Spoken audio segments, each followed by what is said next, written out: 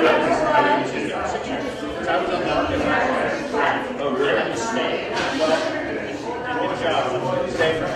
would love to talk to you about that. I'll be in that boat where I'll finish and like sort of focus on graduation. Yeah.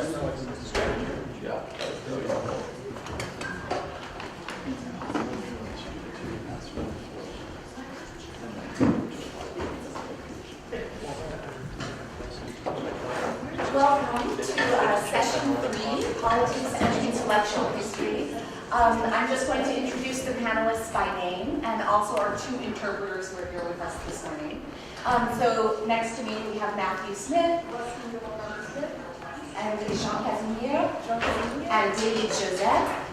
Our French interpreter is Anne Bayless, thank you very much, and the Creole interpreter is Gary Frederick. So we welcome your questions in Creole or French as well.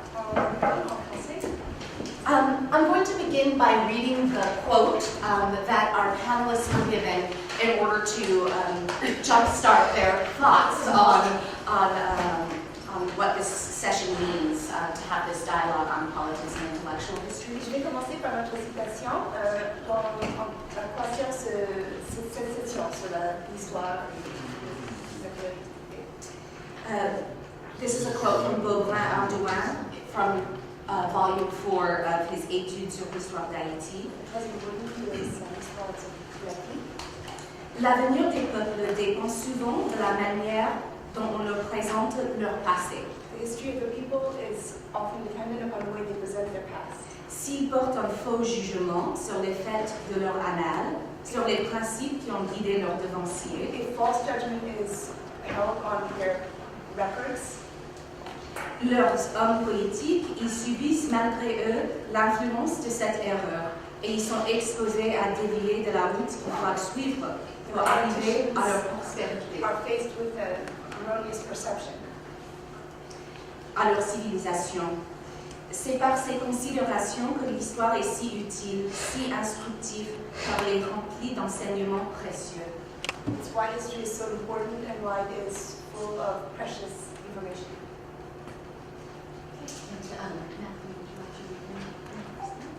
Or speak about Sure, thank you, Marin. And I start by saying thanks very much to everyone who organized this two-day symposium. It's been quite rewarding already, so thanks to Marlene Kaimo and Christine, there you are. I make just a few brief comments. I won't read what I wrote, but just to speak to what I think are some of the main ideas that come out of this. So that struck me. I'll probably frame it based on my experience currently. I'm teaching a course on Haitian history at Jamaica. And one of the things that often comes up in discussions with students in the course is the stereotypes of Haiti, which is something I know we're very familiar with, those of us who teach Haiti and are familiar with Haitian studies. But to get students to sort of grapple with those stereotypes, I often have them engage with stereotypes in Jamaica. And one of the sort of tools that assist with that is showing them a film by the name of The Devil's Daughter. Does anyone know that film? Je lui montre un film qui s'appelle La fille du diable. It was made sometime in the late 1930s, and one of its promotional sort of vehicles was that it was an all-black cast about black magic in the Caribbean and in Haiti in particular. Il s'agissait de la magie noire en Haïti et dans les Caraïbes. And the film builds to a climax, which is labeled in the film as the Voodoo Blood Dance. And what I do with the students is that I show them that scene. And then I have them reflect on what they saw. And generally I ask the students who are not from Kingston if there's anything in the scene that they recognize. And some of them will. And that's because the scene was not shot in Haiti and has nothing to do with voodoo. It's actually a revival ceremony in a rural parish in Kingston, in Jamaica, sorry. when you present it that way, the students begin to understand a little bit better how there is this sort of view in which the African-derived religious or belief systems across the Caribbean are sort of collapsed and stereotyped in an imagination that is created outside of the On religion. comprend quand les mélanges, les différentes traditions sont mélangées et écrasées ensemble pour former des stéréotypes. And it forces them to reflect also on their own conceptions of how Jamaica is seen outside of the region. Et ça les pousse aussi à réfléchir au Jamaïque et sa perception à travers la région. But my purpose in the exercise is not simply to make them be aware of it, but to make them question it. And that comes now to Ardouin's code. Je veux qu'ils le remettent en question. C'est ça qui est le point ici. The code opens with the important line about the way in which the past is presented to a people. C'est très important pour moi. La manière dont on présente le passé et le présent. And we have to really think carefully about the process by which the history that we understand and the history that we learn and the history that some people think is obvious Il faut bien réfléchir aux moyens de penser et de considérer. is actually the result of a process by which that knowledge comes and is presented to us. And in the Caribbean in particular, in Haiti, in other islands in the Caribbean, that process by which our past is presented Le processus par lequel le passé s'est présenté is a political process. And it's a political process that is often shaped by various people who want to create a sort of narrative, if you will, formé par certaines personnes qui ont, donc c'est leur intérêt de créer ce récit. that leaves much out. And that's even from those of us within the Caribbean. So we're at a point in time, and I've been discussing with folks here since yesterday, and it's interesting to find that some of these issues are more universal than I thought, where students and younger people in the Caribbean question the relevance of history. Les étudiants et les plus jeunes remettent en question le rapport de l'histoire. Why should I do a course on Haiti? Why should I do a course on South Africa? Pourquoi devrais-je faire un cours sur l'Haïti ou l'Afrique du Sud? Why should I even do a course on slavery in Jamaica? Pourquoi l'esclavage au Jamaïque? When all that information can be Googled, Tout ça, c'est absolument. or because we learned this in our upbringing. I mean, I grew up in a post-colonial period in Jamaica, and this was part of the curriculum. And so a lot of our students say that they had learned this already from secondary school. On l'a déjà appris au lycée. So the process by which that history is presented as important Le processus par lequel cette histoire has its own story, and that's really what we want the students to grapple with, to understand the process by which history is written Et on veut que les étudiants s'engagent avec ceci, and critique comprendre that ce process. processus et le critiquer. And this is one of the things that I think is most striking about the code, that what he Ardouin is driving at the heart of the code is that there needs to be an awareness Il faut une conscience. that it's not simply the recuperation of the past that's important, but how that past is represented C'est la manière dont on représente le passé, and also re-represented, because it must change, not just the information that we learn, but how we present that information must also change. et c'est l'évolution de sa présentation, le changement. I'll end there. Merci. Thank you.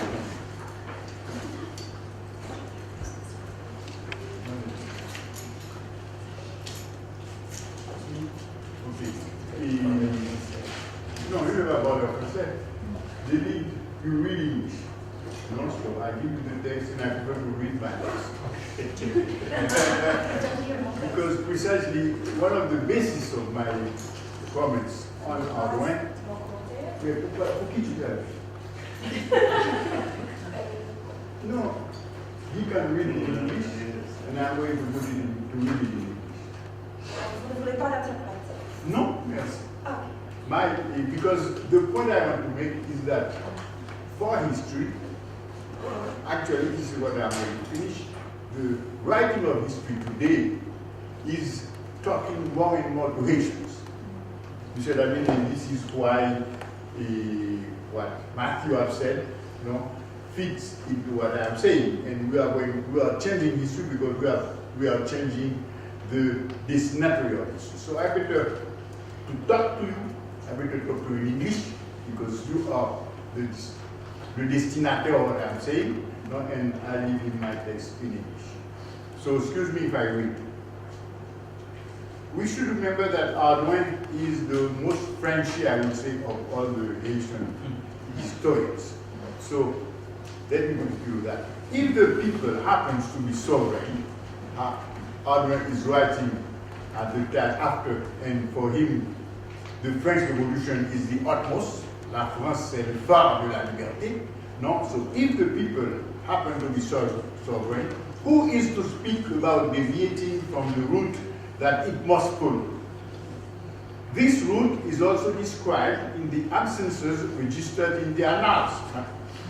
Concepts used in these corpuses emerge from daily experiences and they encapsulate the totality of local history. The future is built a day at a time thanks to the lenses they offer, those languages offer, to decipher present circumstances. In Haiti and in several Caribbean countries, two languages and two sets of concepts, not immediately interchangeable, are currently in use. In the language Ardouin is not using, he would have had severe difficulty to justify the killing, the purge, in fact, of the predecessors who were the biggest obstacle to the independence war, as seen by the ex post facto leaders of this war. Because, as you know, they killed all the leaders of the Boussards. Bilingualism, question mark. Whose bilingualism? Bilingualism proposes two versions or two visions of reality. The opening sentence of Toussaint's letter to Napoleon, du premier des Noirs au premier des Blancs, translated literally into Creole, is absurd. Well, from the first white Negro to the first black Negro, or from the first black Negro to the first whatever it is. It is absolutely absurd. But while its literal meaning in French is totally misleading, because this is not what the Governor General is saying. In Haitian parlance, not all whites are blancs. So du premier des Noirs, it's another matter. The Governor General was saying, from the first of us to the first of the foreigners. His noir, the noir of Toussaint in this sentence, is the one defined in Article 14 of the Saline 1805 Constitution, the one who says all Haitians are black. This is the same noir who is the opposite of the orders of Dessalines in his proclamation of April, saying, kill all whites. He said, kill all the strangers. There were plenty whites around. And Dessalines was not addressing them, those are locals. As Haitian history is increasingly addressing the Haitian people, it is expected that several key concepts will be revisited. For instance, the Pearl of the Antilles. That's a monstrous stupidity as far as Haitians are concerned. A slave versus enslaved, captives, affranchis. Affranchi is emancipated slaves. Somebody accepting that he or she is a slave but emancipated. You see what I mean? And they make of that a real character in our society. Emancipated slaves. Fugitive versus maroons. Rebels versus insurgent. White, black, Negro, mulatto. All these versus persons. Bossal versus Creole. Africa versus Guinea. In Haiti, we don't say Africa. We say Guinea. We say that Guinea. I'm not from Africa. The reason is very simple. Africa reached Haiti via France, via Robespierre. You see what I mean? And it was used as a synonymous of slave. So when we say, and Christ said, the worst insult you can tell a Haitian saying he's African. Not because he is not a slave. The word in Creole meant basically slave. A sovereign people or sovereign state, state versus government. I mean like that fonction publique, administration publique, etc. This would be my comments to the quote of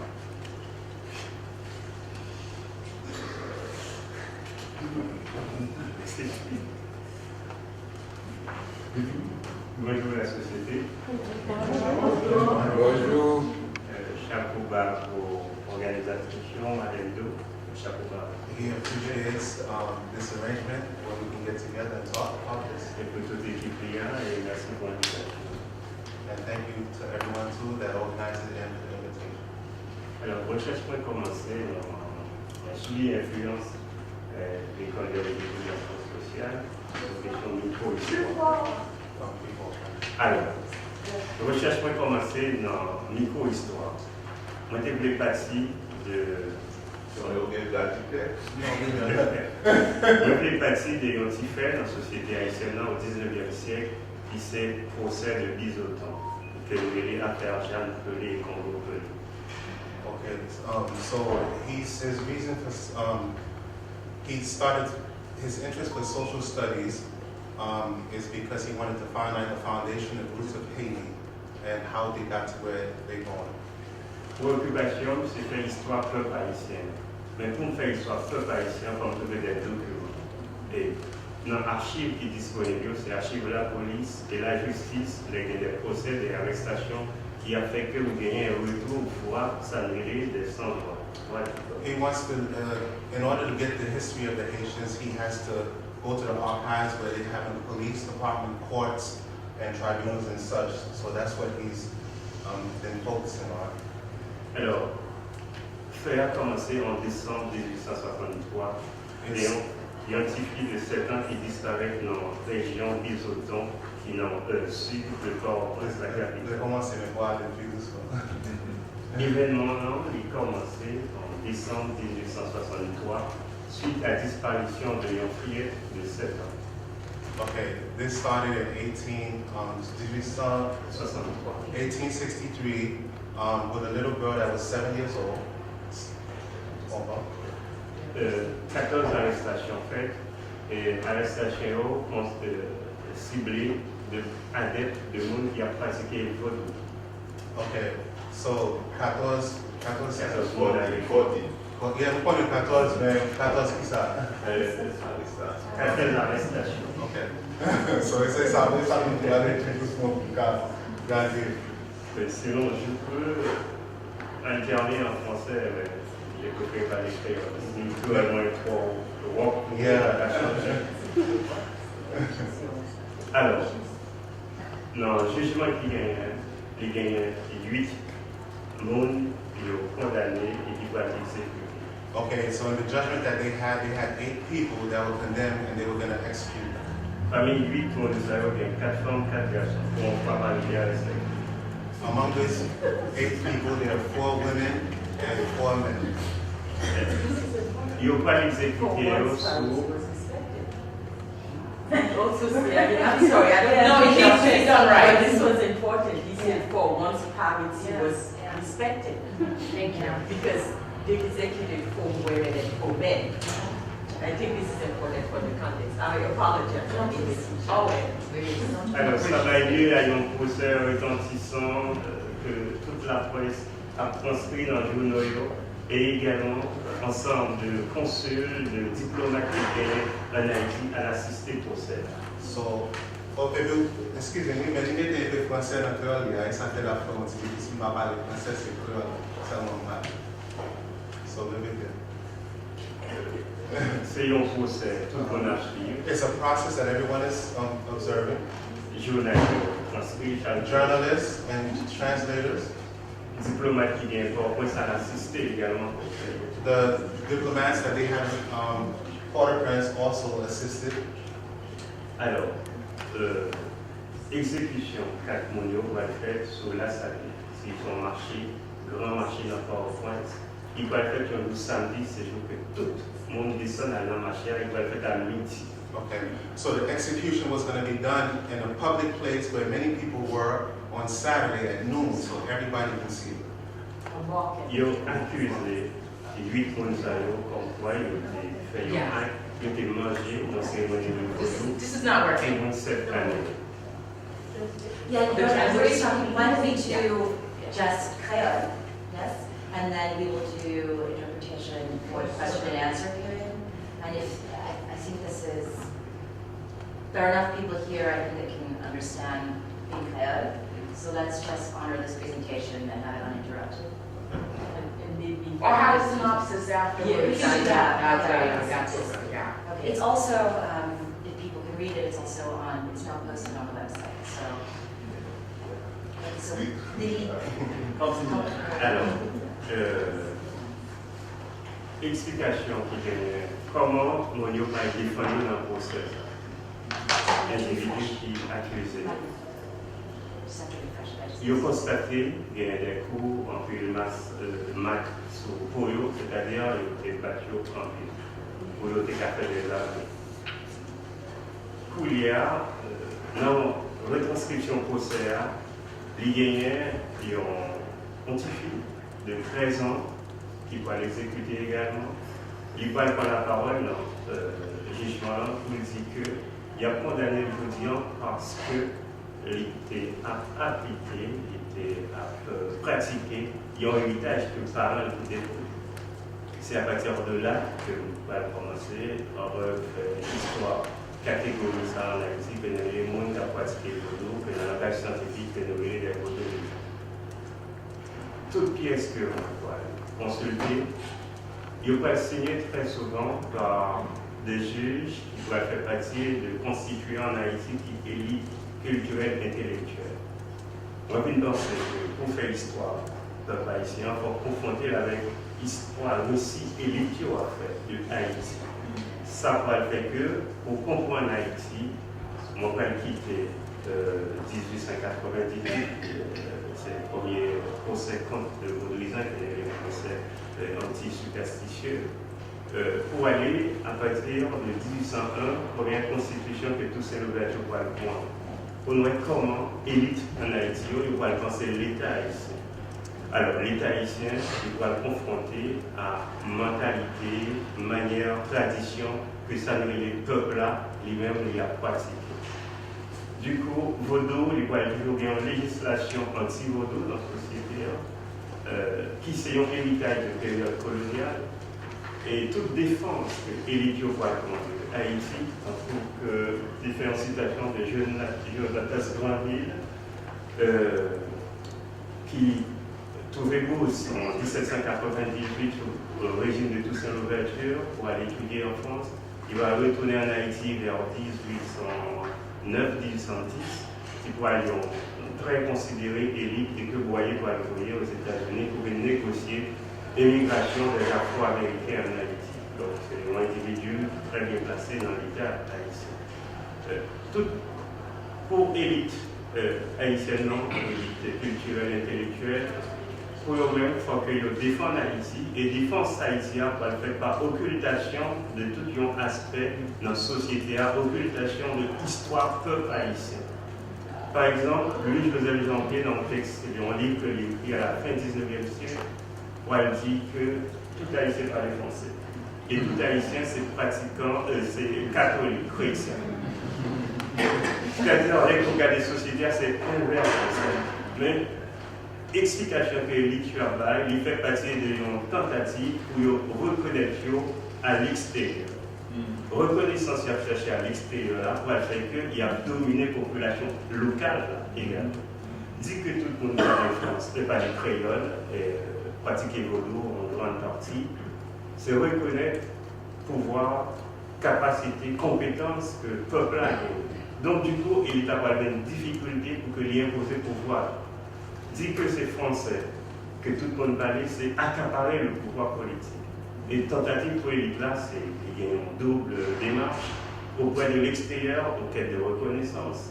Et au niveau interne, il y a une recherche de légitimité. Légitimité, c'est vous gagnez, entre parenthèses, la civilisation. Si vous gagnez la civilisation, il faut civiliser les sauvages. Et c'est tout le procès qui va aller au 19e siècle pour l'Afrique, sans entrer dans le détail, comment l'élite haïtienne apprend l'esclavage. En même temps, il apprenait la colonisation de l'Afrique. Donc, il y a Benito Sylvain qui fait voyage en Afrique, qui est allé en Éthiopie, qui fait plusieurs réunions avec les Afro-Américains, pour le panafricanisme en Europe, et qui pourra défendre la question de la colonisation de l'Afrique, puisque l'Europe a capté la civilisation en Afrique par la colonisation. Donc, du coup, moi, je suis tombé sur une histoire de élite culturelle et intellectuelle en Haïti, puisque c'est au cap écrit Constitution, qui a fait loi, qui part refléter conditions de vie, mentalité, pratique, peuple. Et tout ça que je voulais continuer à démontrer, que le professeur Casimir a abordé dans les biais de mes quatrième couverture hier, c'est comment nous avons fait l'histoire peuple haïtien, puisque le Coco fait. Bon, voilà, je pensais que c'était assez clair, et puis je me dis chapeau bas pour tout le monde qui était tombé dans notre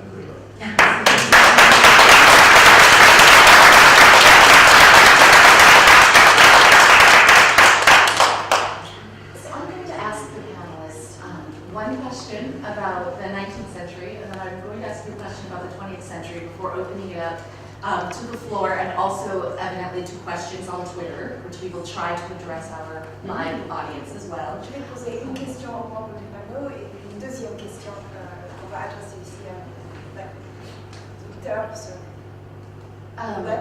So the first question has to do with something Professor Saint-Paul brought up last night during the keynote. He talked about the classics of Haitian literature, of which, of course, Ardouin, Mathieu, Janvier, people who've been lived here, are part of.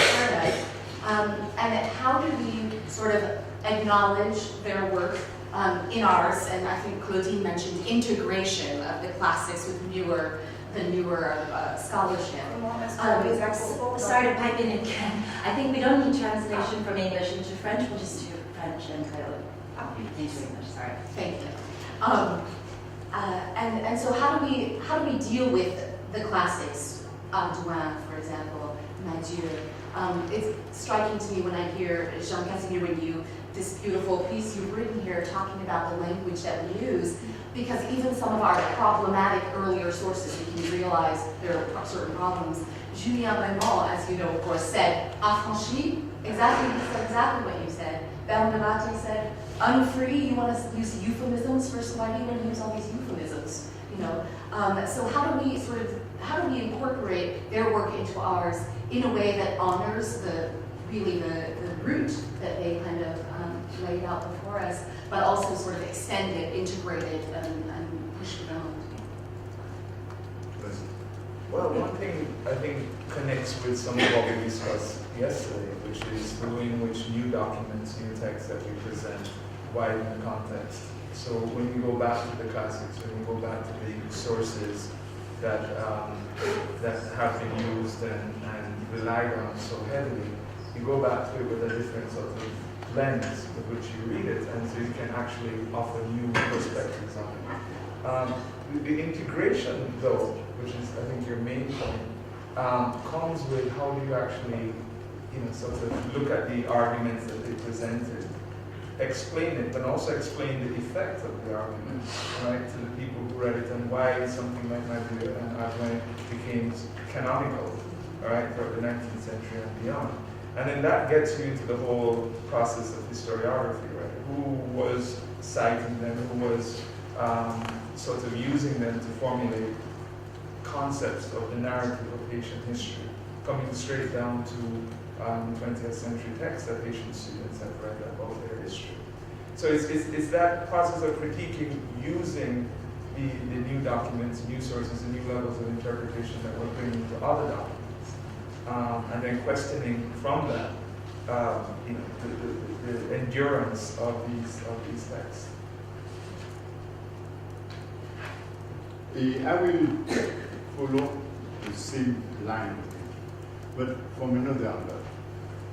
We must think of Saint-Domingue and Haiti, or any Caribbean island, basically as fragile society. And we are aware of that. Haiti will start with a set of marginals from France. I mean by marginals, pirates, thieves. This is what pirates mean, and we can name all of them. These people, speak their own language, Creole. They do not speak even a language from France. They have created a language among themselves. You see what I mean? And they are these people who are going to socialize the bulk of enslaved. And these enslaved, when they are very numerous, they will pick up this language and make this language theirs. Okay. These people, they know, they experience their archives. And in their language, this is the archives, and know the archive, they are going to have all this experience of fertility and fighting against the powerful one. Okay. Now, this powerful gentleman, affranchis in those cases, because we should remember that when Haiti is going toward independence, most grand planteurs, being them all the couleur or being them whites, they will leave the country. And in fact, Pétion and all those people were policemen. I mean, militia people, et tonton blanc, et pompon blanc, etc., etc. They were nothing exaggerated. They actually, all of them speak Creole. You see what I mean? And Dessalines is very famous, Descoutil told you that, when son of a planter, white planter, before independence, come and address him in French, he told him, insolent, you speak your mother tongue. Which means that the planter spoke Creole. Okay. And his son has mother tongue Creole. So you see, the whole vision of Haiti is built as a vision of resistance to the metropolitan country, even among the planters. This is quite important to see when you're looking at that. Now, our elite of the 19th century, they certainly are not a bunch of stupid people. You cannot be a Janvier or all those who are quoted, You know what Leopold of Belgium is doing in Congo, and go and say, I'm Baudouisan and I want to come on. You're going to say, I'm Catholic. You know what I mean? Because you have to exist in front of these gentlemen, because you're too fragile. So you're going to make a basic method of resistance, evading the stronger fellow when you cannot fight. So you have to create a world that will be parallel to the world, but the world also where the other one cannot penetrate. You see, even Moreau de Semery said it from the very beginning. You may have spent all your life in those countries, you cannot understand Creole when they're speaking among themselves.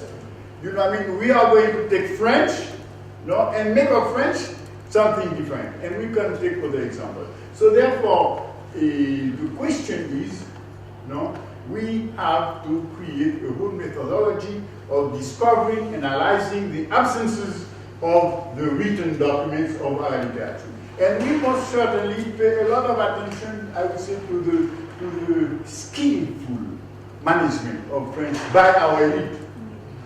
The French-speaking elite, because we know we have some professors, for instance, Haitian American, whose family belong to the highest level strata of Haiti since centuries. And they are the worst of the Bovaris, of the ethnocentrics, etc., etc.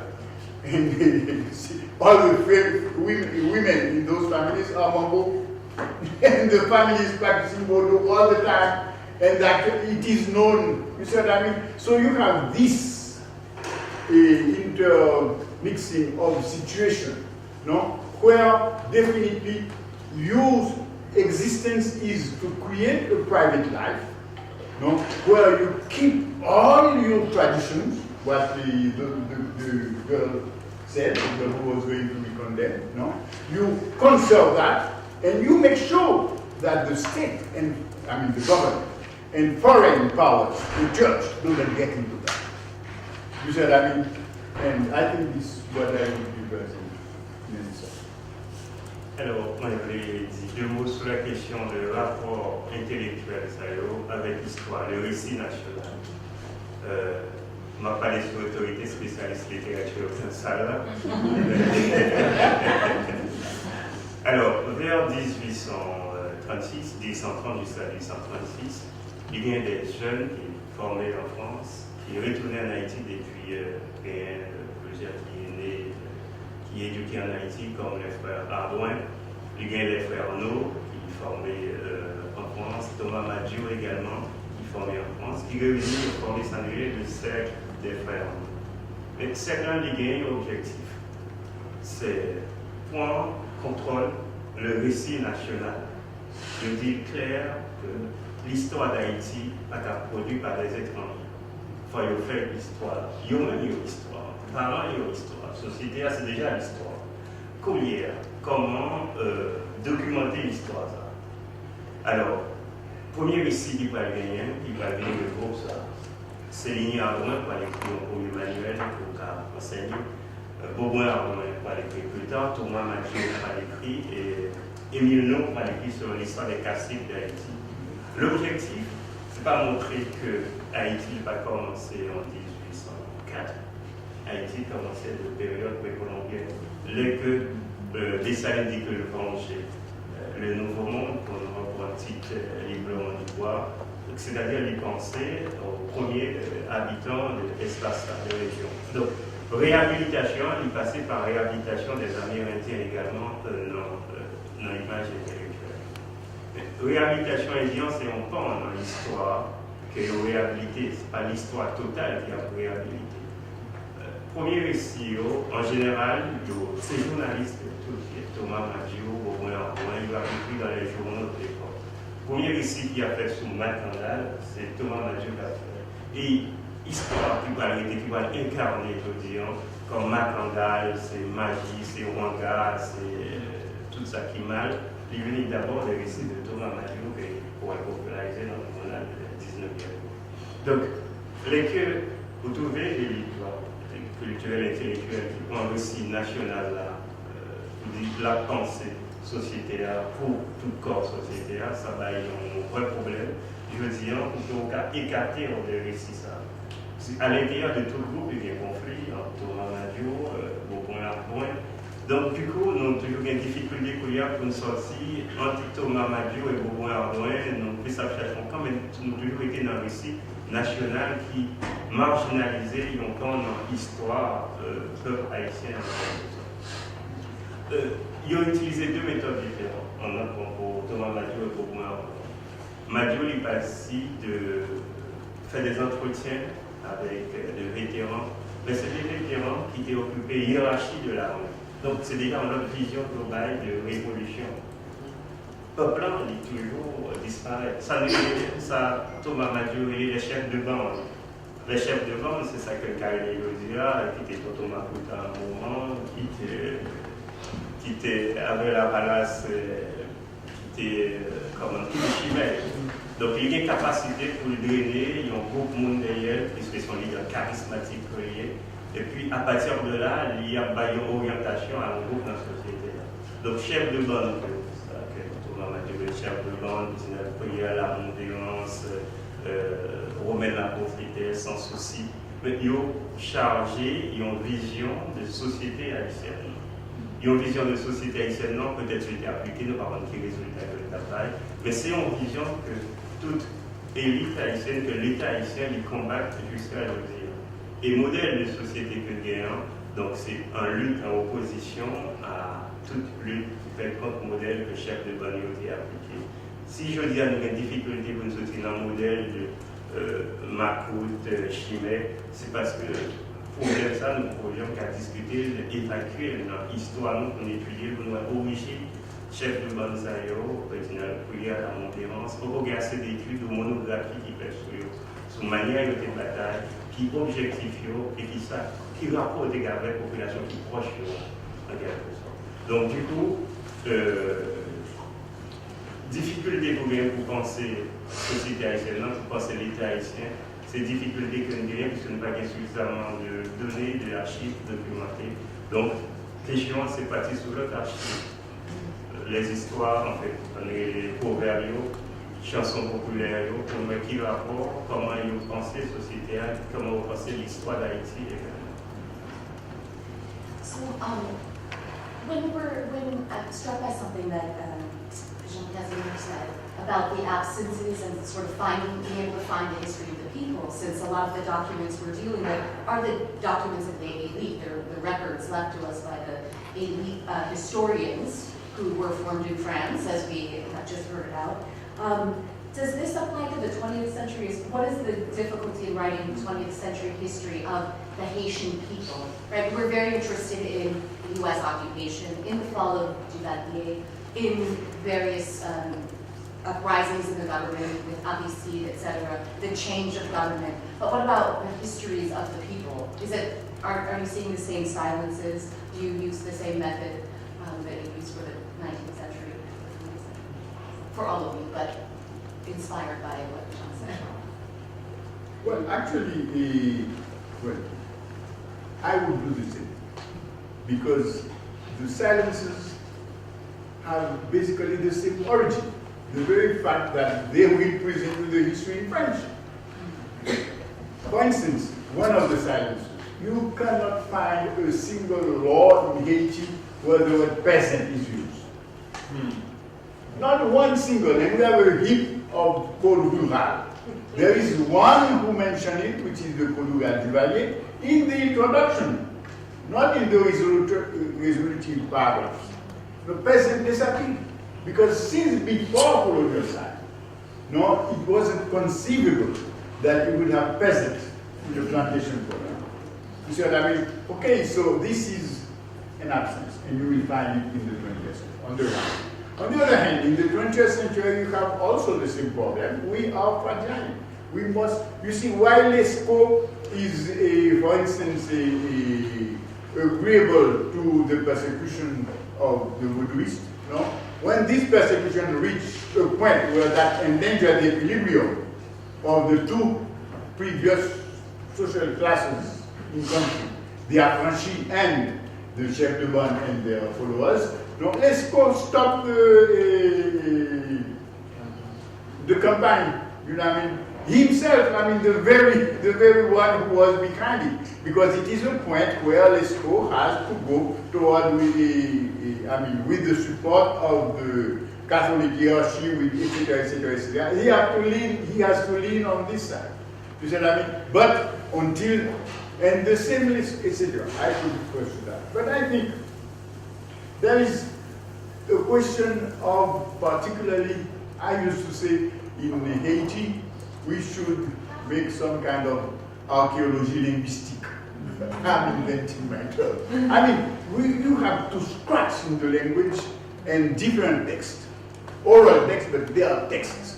No? To find meanings, to find what's going on. For instance, personally, I learned a lot from the reflection of Deborah on the use of French by Dessalines or by Toussaint.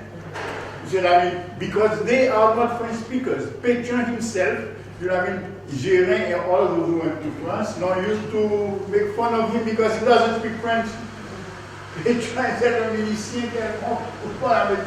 etc. You have this problem all around. Secondly, there is another element where I really think it is very important.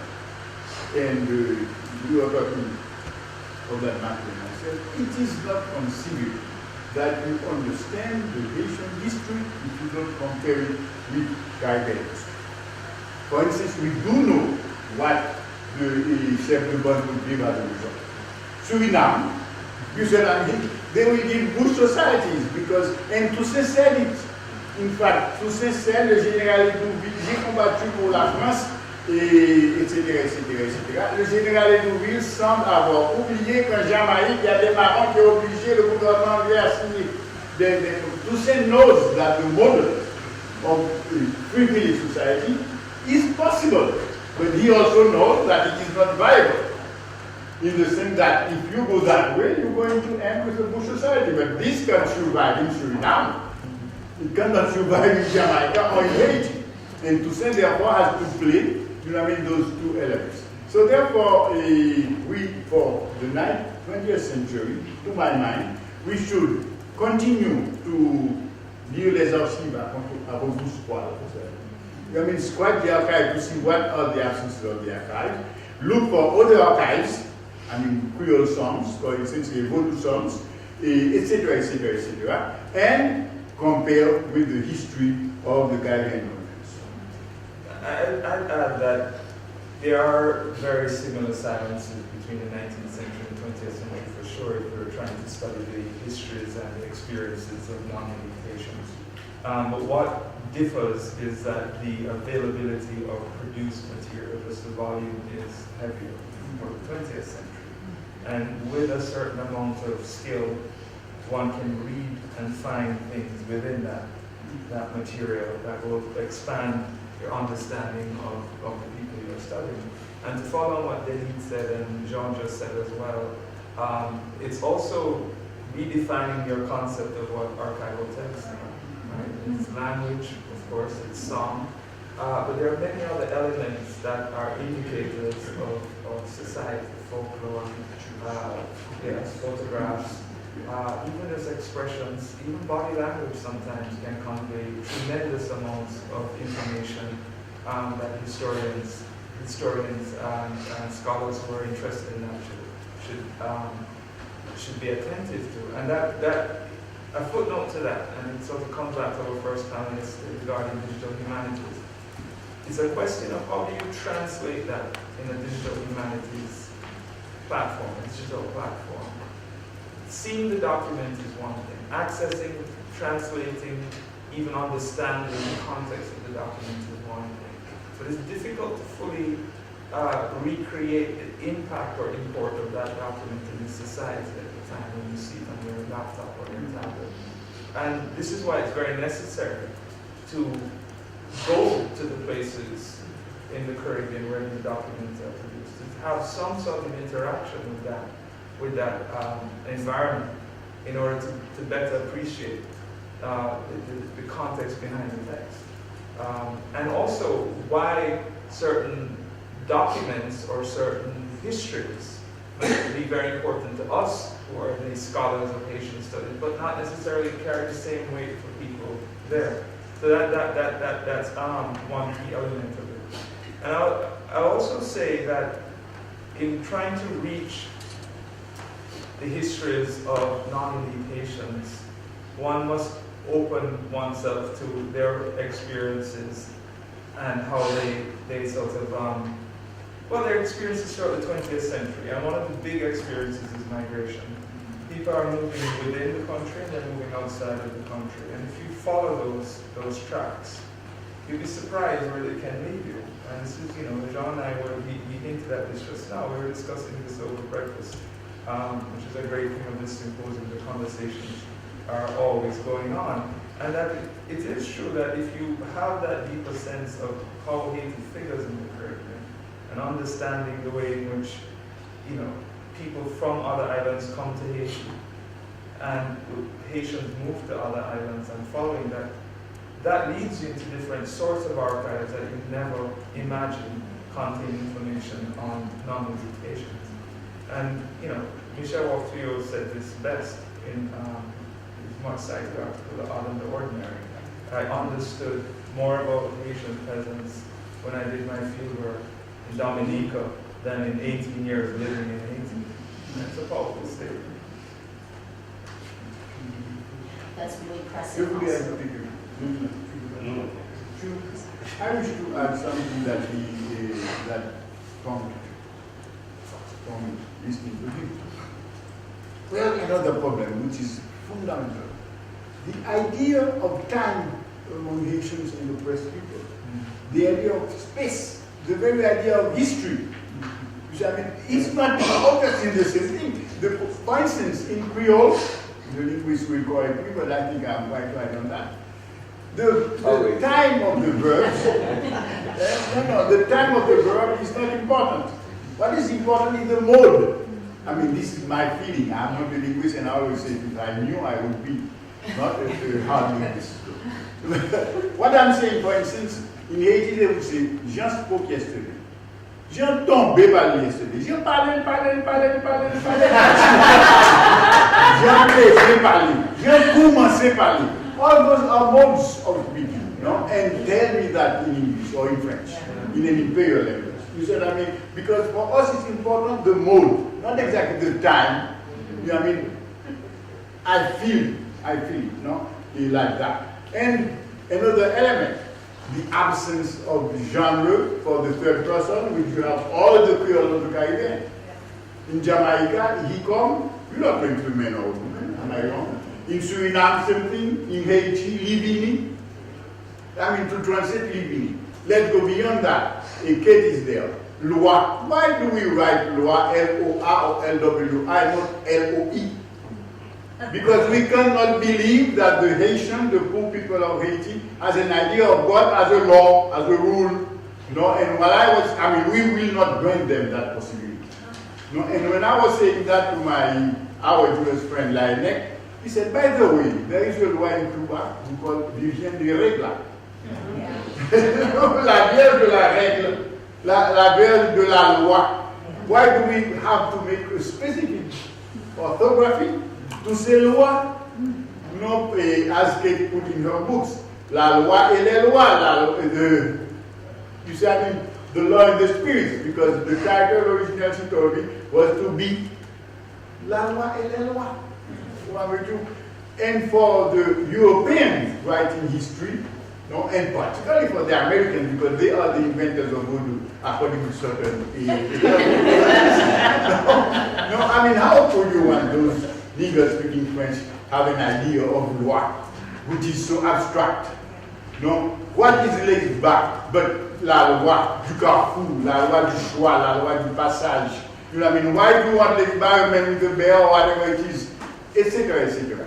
You see, these elements are very important in our even conception of history of the people, because we come from an oppressed group that has always oppressed. And I like to say that the people of Haiti has never been ruled by an elite who speaks its language. No, they are Amerindian since the arrival of Christopher Columbus. No, Spanish, French, not even the French were ruled by people speaking their language to start, let alone us. No? And then we have a set of French speakers giving the idea, you say quite rightly, no? What is the Haiti they want to sell to protect themselves? Etc., etc. So I think the question of picking up our history is far more difficult, and we must be very modest in the possibility of having what law and principes as a glimpse on our history and not really our history. We must go very slowly. All of that is just so pressing. I'm going to open it up to the audience now, but I really found it remarkable, the synergy between both of what you were saying in terms of also what's important to us as scholars, as historical, might not be the same thing that is important for the people, right? The things that we think are important, the events, the times, all of that, but you have to acknowledge that it's potentially not the same. Déjà, faut que tu intéresses un peu sur la question de linguistique là. Parce que moi, au fond, bien regarder, bien analyse sur le fait qu'en créole, vraiment, par exemple, Jean Manger, Jean Connaît Espoili, donc l'autre dit Jean Connaît Espoili, c'est dans le présent, l'autre dit Jean Parlé, Jean Manger, là, dans le passé. Mais d'analyse, on va oublier, il y a un africain autour qui était influencé gamel en créole là. Donc, caractéristique ça pour parler, question de temps avec moi, nous sommes tous dans l'Afrique. Et quand on va parler de, on dit bon, on fait une série de distinctions comme ça, dans toute langue, peuple opprimé. Donc là, moi, je peux m'avoir, parce que c'est comme si on fait une sorte de relation entre oppression avec chaque peuple linguistique, alors que nous connaissons qu'il y a plein de phénomènes dans la langue créole, qui c'est soit une création qui était vraiment originale, mais soit sortie dans l'Africain, ou bien sortie dans le français à tout. Par exemple, pour parler de loi, quand il y a là où il faut contradiction à tout, parce que quand il y a que pour ça c'est pas loi LOI. Premièrement, nous avons un orthographe en créole qui n'est pas bon LOI. Orthographe créole là, automatiquement il dit qu'il faut écrire loi LWA. Donc c'est une question de manipulation. Et puis en plus, est-ce qu'on va regarder qui côté mot loi ça a sorti en Afrique là, parce que ça sont possibilités tout. Est-ce qu'il y a un parallèle, il y a même prononciation peut-être, qu'il y a le même sens là dans l'Afrique guinéenne. Donc c'est une question parce que ils sont intéressants, oui, mais il y a quelques failles logiques dans le domaine. Non, et mon problème, l'aime dit loi, L-O-I, non L-W-A, ça parle de Jodia, parce que Jodia est orthographe, mais depuis qu'on est à l'école, il n'y a pas jamais écrit loi, L-O-I, il y a écrit L-O-A, l'air parler de vaudou, il faut faut inventer un orthographe pour moi. Obviously. Now, pour comprendre Haïti, obviously you have to go and precise there. You have to go to Africa and see all sorts of things. Or like what you said, what does the people who speak Creole call, who speak African call Vodou? And he goes to the places, you certainly have to cross the Atlantic south and north also from French, not only from French, because the French you're talking, you must avoid to use the fameux français de l'île de Paris. You said, I mean, if you want to know what Haitians speak, because those who come from l'île de Paris, they were with la compagnie commerciale, they were not from Gascon, Occitan, Breton, those who are actually working with the slaves. All those things, this is why you said, I mean, all those things have to be taken. But in our case, what I find very, very, very important, and I tell you, my knowledge of linguistics is really elementary, if I reach that one. No, what is important, definitely, is that we use a language from the very beginning is located on the mountain of the powerful center. No, and we must use the language in a way that the center cannot penetrate the language. This is, they may try, but we will find a way of evading again, because we live evading the strength of the center. We are not successful, but we exist.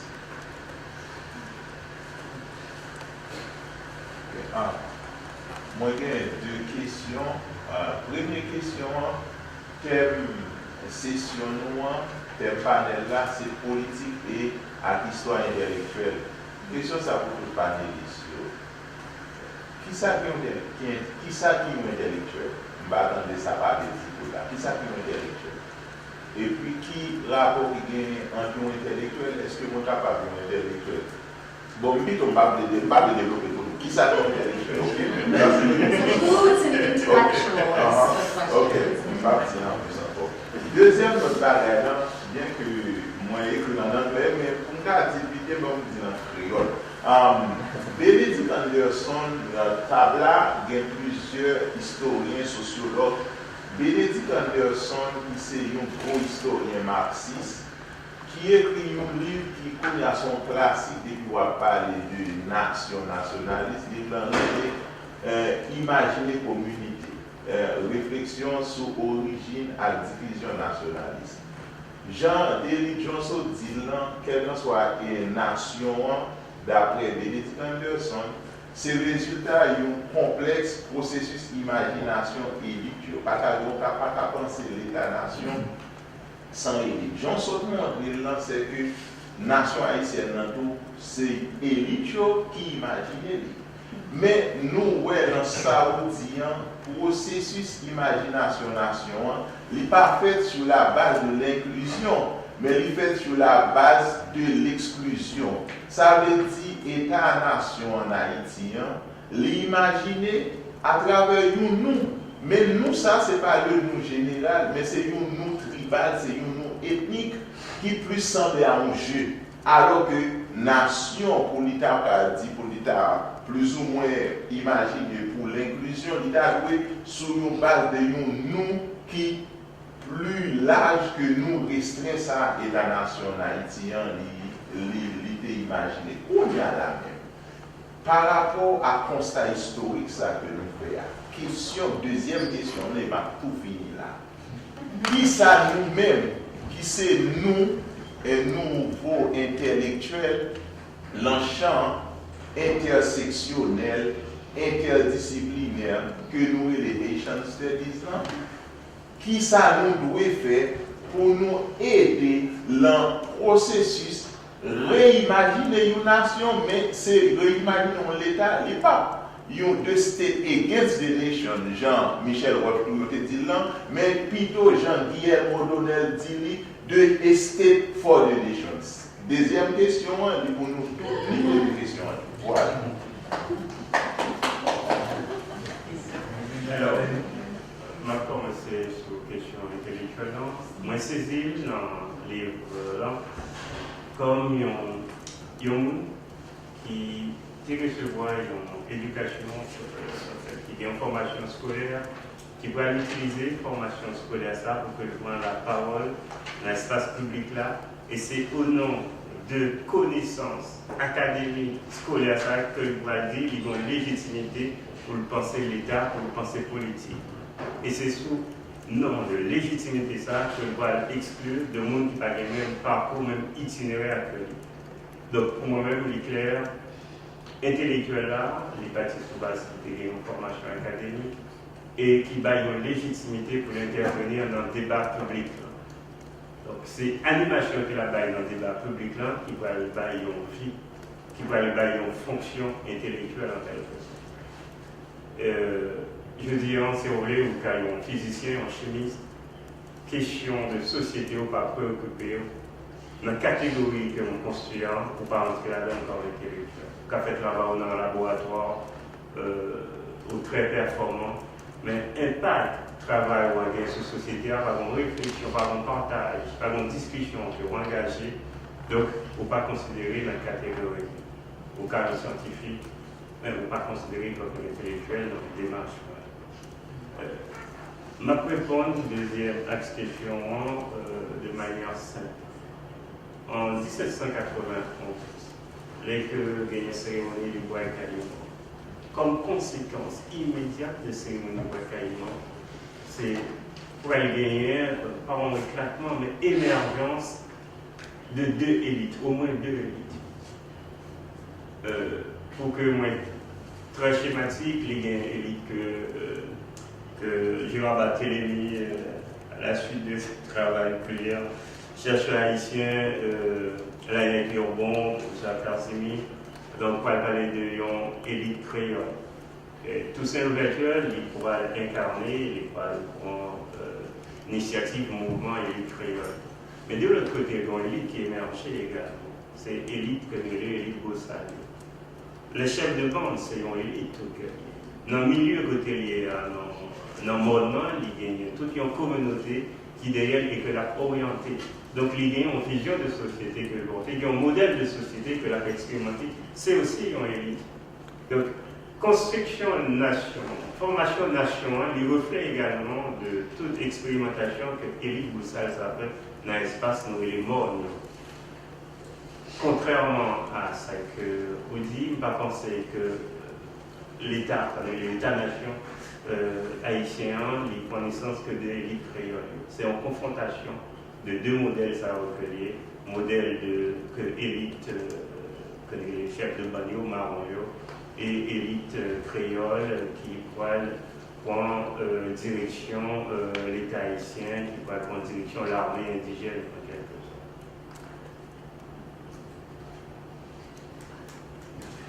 I'm struck over the last this morning's conversation and also yesterday evening by on the one hand the emphasis on a very kind of specific perspective and going back to Lobel's question about the kind of specificity of Haitian studies. But then at the same time, the need for a recognition of regional connectedness, but then also Claudine's comment on Haiti's kind of global significance, right? So there's both a specificity and in some ways a universality that are significant for the field. And so I'm wondering if our panelists can kind of comment on the possibility of Haitian studies as a kind of theory and methodology that is much more broadly applicable, that keeps in mind the specificity, but then also really emphasizes the global significance and the global applicability of these stories, these narratives, and these experiences. And Jean Casimir would like to also answer who's an intellectual history, and we'll sort of come a little in that. Well, first of all, I wish to say, I'm not so sure I'm going to answer, but I wish to say that there are different possible lectures. I mean, there is nobody who will tell you what is the lecture, what is the statement. I mean, this is something you're going to define and you're going to reformulate while you're making a very specific empirical studies. I mean, empirical, what I see, when I work on historical text, I call that also empirical studies. There are several possibilities to read what the state is, what the nation is. There is not one possibility. It so happens that I'm closer to your definition of nation and of state than to what he is insinuating. Not only that, I mean, indeed, I believe that les chefs de bande were not only elite, they were intellectuals, for God's sake. I mean, they have a conception of life. In fact, Ardouin will say they are going to war with their sorcier. What do you think the sorcier is? I mean, he is a bunch of knowledge. And in Creole, what exactly, when they say next à son connaissance, they're talking about an intellectual or an elite if in his field. Il may be une connaissance, homme, femme connaissance, etc., etc. Une personne de culture, de haute culture, c'est une connaissance. Peu importe if that connaissance comes in one sense or another. Therefore, a political history, but the whole peasant society, what I call the counter-plantation, have a set of reservoir de connaissances. Even though it will be very difficult to find intellectuals as a strata that is defined and taken care of by the whole society, because it's another society that does not function with people the state is paying to think. You see, I mean, they have other ways of doing it, and etc. etc. So I think this is very important. Now, to tell you that we do have to be very specific, and I'm in one go answering the other question in my mind. The point is that we must rebuild the global by digging strongly into the local. You see, I mean, we must keep looking in the local. What are the common denominators with the global? We cannot understand what is going on at home, no, if we think that we live in a cocoon. You said, I mean, we must recreate and refine. For instance, one of my basic theses is that, to my mind, the Haitian independence is nearly an accident because we're exactly like Barbados, but in other circumstances. You said, I mean, Barbados had to wait how many, 2 centuries nearly after us to be independent. But were we that independent in 1804?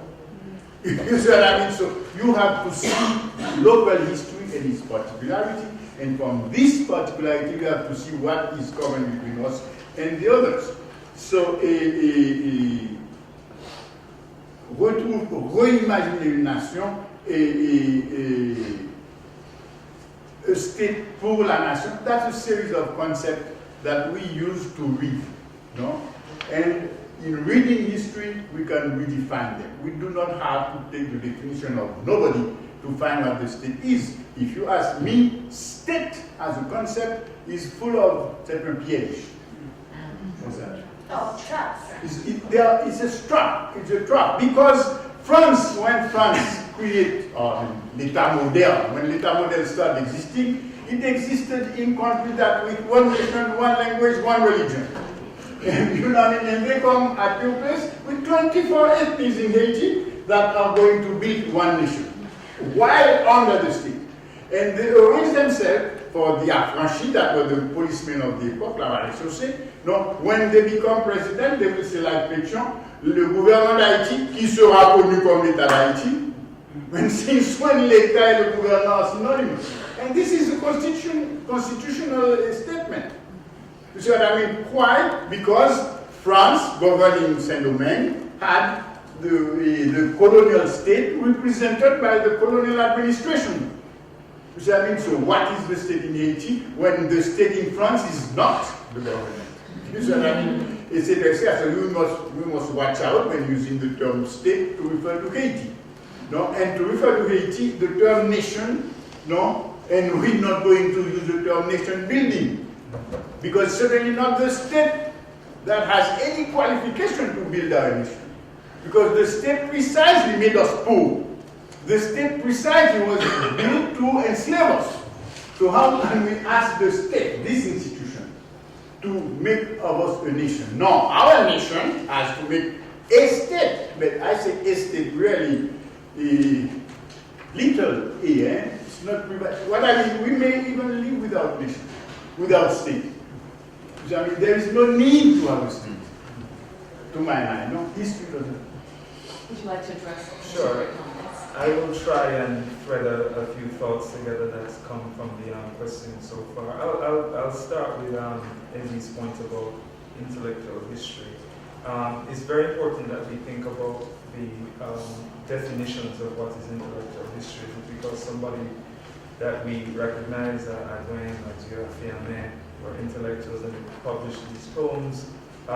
Or could it be somebody who only published one book, or could it be somebody who had access to a printing press to even publish, makes that person intellectual? I think it changes over time, and we need to expand the notion of what is intellectual. And that comes back to the point we started the discussion with, that Marlene raised about how do we understand these texts as classic texts.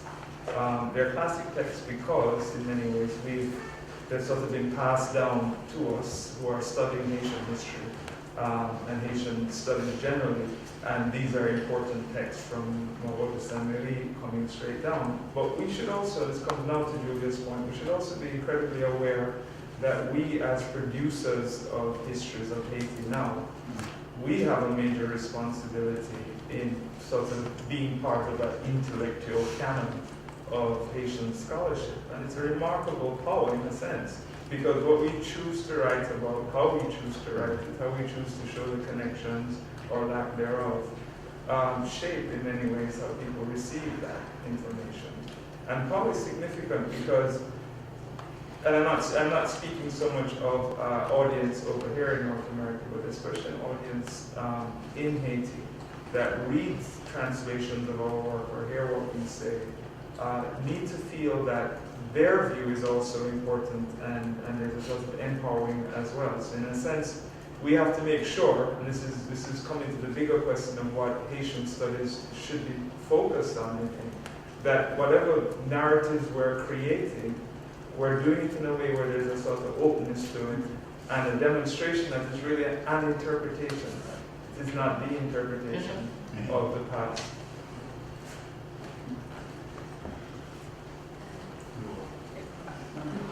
Okay, it's quick to follow up on what Matthew said, and actually to bring it maybe to an example with Janvier and Nichols. Nichols is maybe sort of in this room swirling around, but it always bothered me that that his presentation of Janvier was that he was patently unreliable.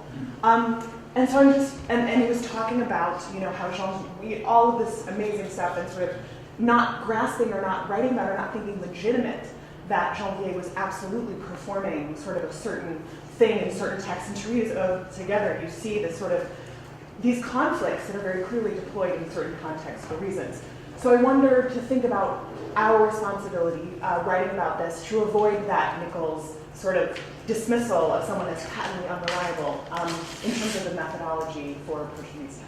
I think, though, one of the advantages we have that Nichols didn't have is that there are more of us doing this work, right? Remember when Nichols did that, and he says it in the preface to the book, he didn't even have access to the archives, he was really using Roger Gaillard's personal library to write.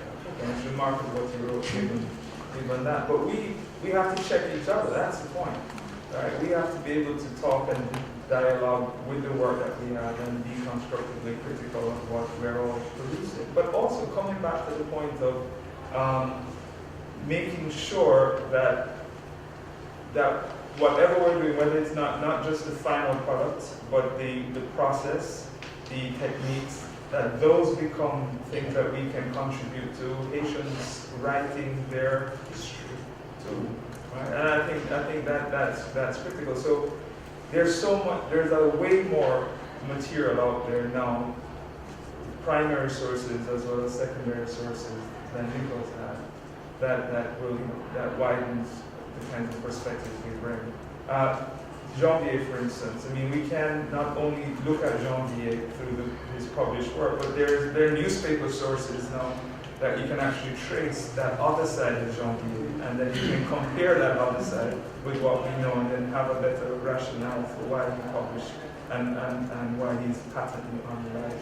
Yeah.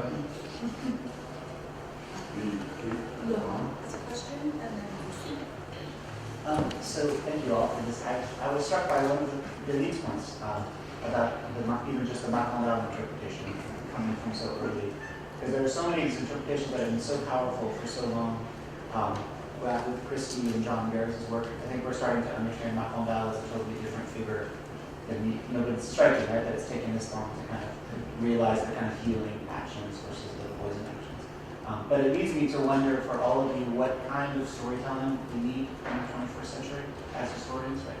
So what place, quel type de récit on a besoin, to kind of just what you all would like to see history do in the future of nation studies. I think you might all have different answers, but that was one I would want to ask of him. Alors, ma retourne tout d'abord sur le 2 janvier. Peut-être qu'on était dans un contexte de fin 19e siècle, que l'orienté d'enfermement aussi, puisque c'est une confrontée d'eux, il y a quelques données qui sont plus claires.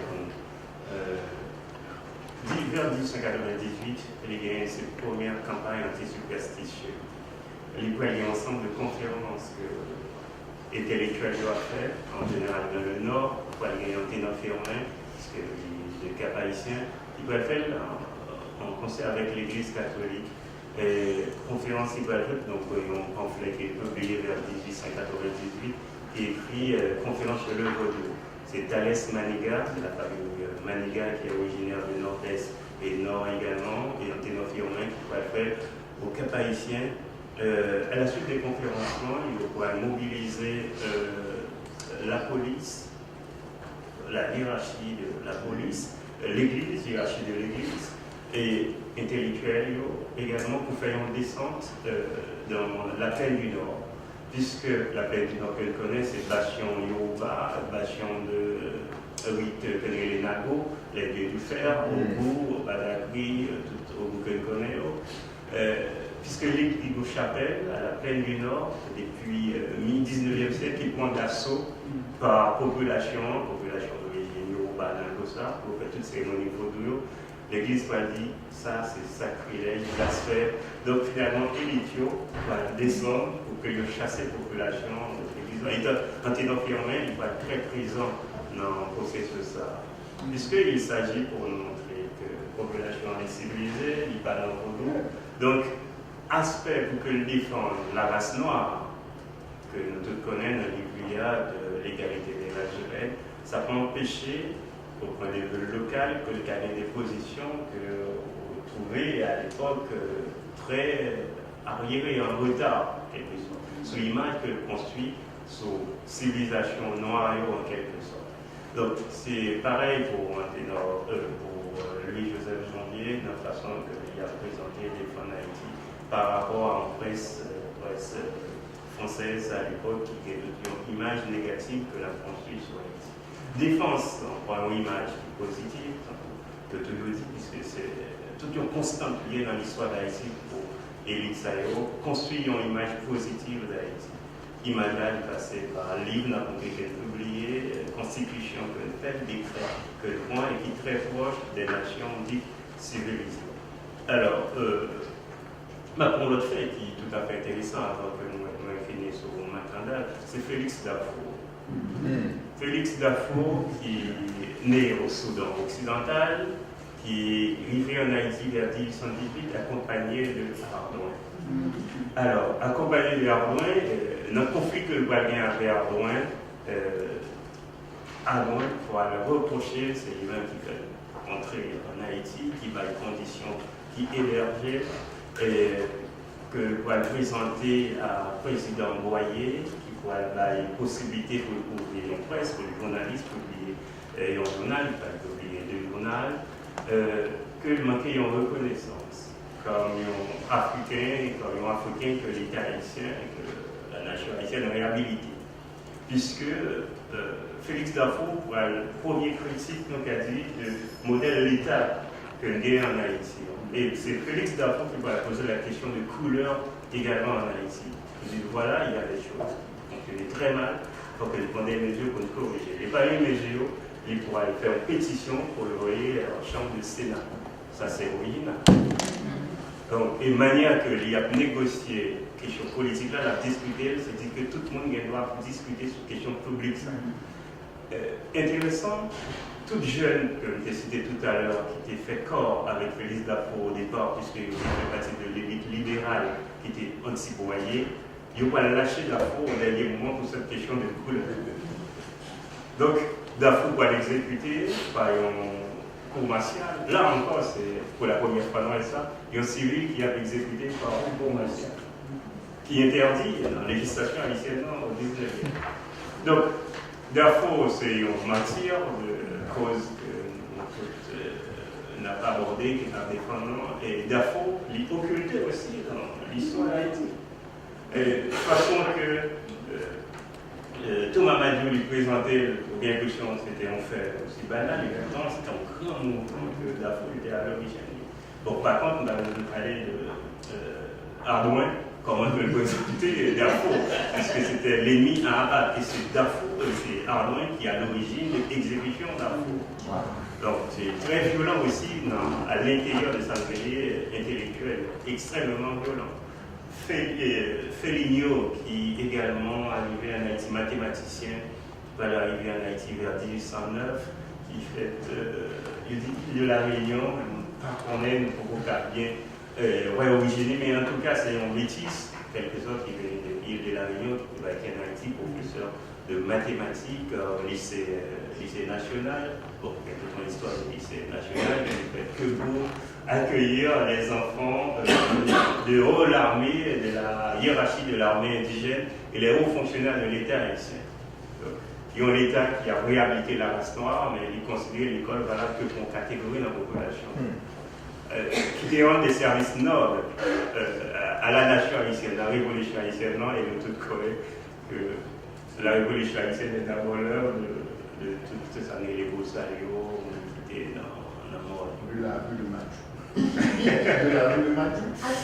I'd like Cécile to ask her question so that when we respond, we can kind of respond to sort of all what's out there. Dans quelques secondes, on va terminer sur Macandal. La discussion que j'ai avec des amis africains, Macandal, c'est l'éco-sauté dans la forêt congolaise. Il y a le Macandal. C'est-à-dire celui qui t'a vu dans la forêt, l'homme qui était forêt, ils sont Macandal.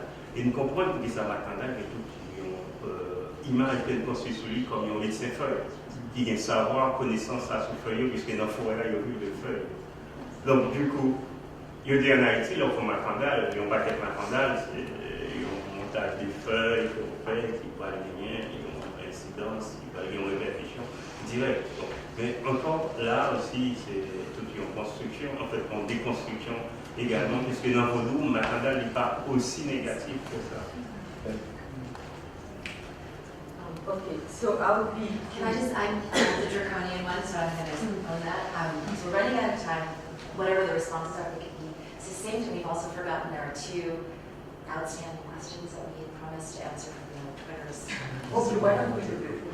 Let's take them up. Let's have Cécile give her question. I'll read one of the questions from Twitter that we're over time. Okay, so my question is basically short. I wanted to know your thoughts on power, privilege, and intellectualism, and specifically, we've alluded to these things, but we haven't named them. And I start with a language thing, so I want to name them.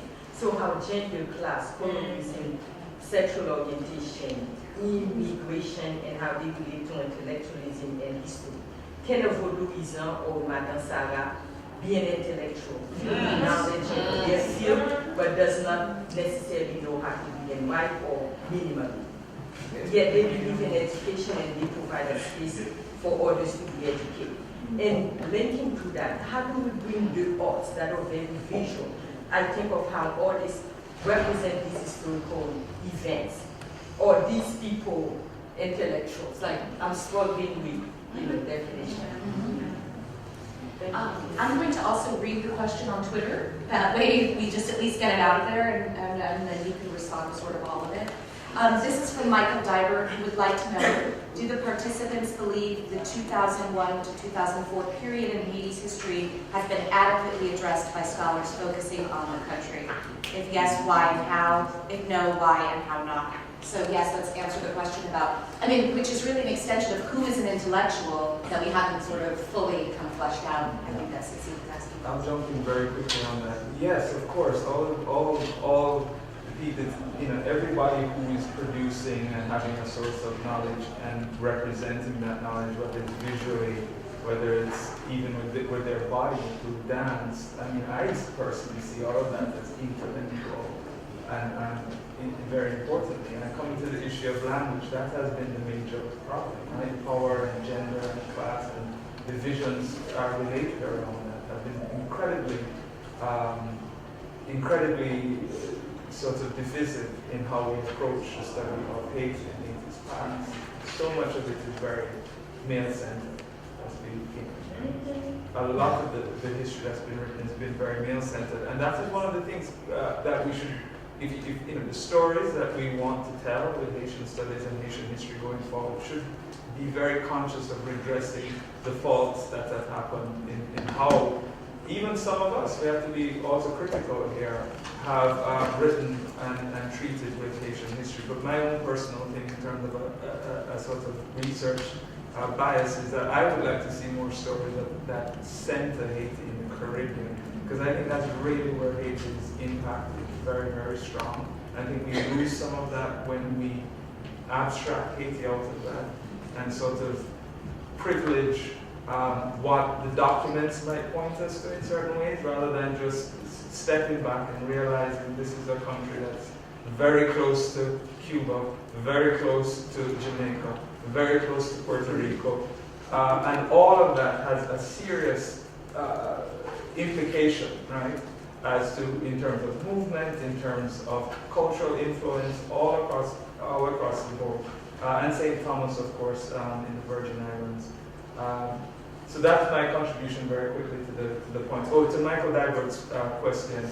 I don't think it's been adequately treated by scholars that period, and the reason why, I don't know. I think what has happened since that period have been so many rapid transitions of government transitions with natural disasters that the work that needs to be done to sort of get sufficient distance, even though we have it now in 2018 from that early period, and to do the rigorous work of going back to that period, that second administration of Aristide, and looking at it very closely. I think that has to be done. That doesn't, of course, discount what has been published already, especially work by Obia Faton, who's here. But I still think there's a lot more that we need to understand about that period. Alors, mon cas passé longtemps à discuter sur la notion de l'intellectuel. On n'est pas parti sur définition, puisque c'est extrêmement difficile de définir, on parti sur une catégorie de la population qui autodésigne comme intellectuel. Alors, par exemple, non, mais nous ne devons pas parler. C'est que l'on comprend, c'est que alors, il y a un exemple clair. Dans le préambule Constitution, tout ça nouvelle en 1801, il a présenté la Constitution, l'idée lui fait appel à gens qui peuvent inspirer dans la colonie pour rédiger nos textes, pour porter un texte qui reflète ça aurait fait de la société. Tout ça nouvelle, il parlait de gens instruits. Un peu plus tard, Beaubrun Ardouin, il parlait en fait, il y a une métaphore, c'est la tête qui doit commander le corps. Puisque il pensait que, il y a même comme élite, comme intellectuel, il y a une mission, c'est présenter, défendre et définir la société haïtienne. Donc, du coup, on est parti sur autodésignation ça, pour que moi fait étude pour construire d'abord objet qui est intellectuel, ça, pour qu'il soit considéré comme intellectuel, et puis ouais, parcours, comment votre catégorie a reproduit. Donc, en fait, moi-même, c'est ça qui était à l'origine de démarche moyen. On ne pas essayer de définir intellectuel en tant que tel, mais dans la fonction de notre société, après comment ils présentent des textes, et mission ça que auto